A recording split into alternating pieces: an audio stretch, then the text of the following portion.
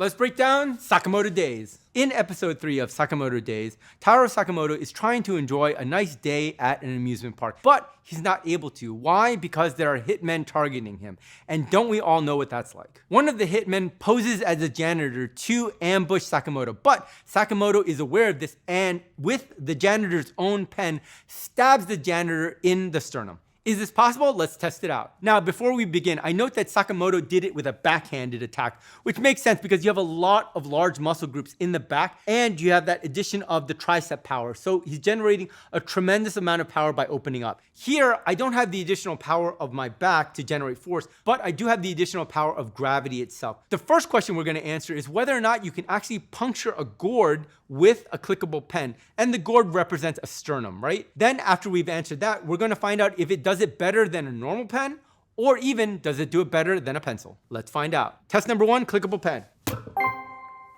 Now we're going to try it with a non-clickable pen. What does this mean? It means basically that there's always a kind of more pointy point to it. Shall we try it? Oh, that went in a lot deeper, didn't it? Finally, in honor of John Wick, we have the pencil. Let's see how this does, all right?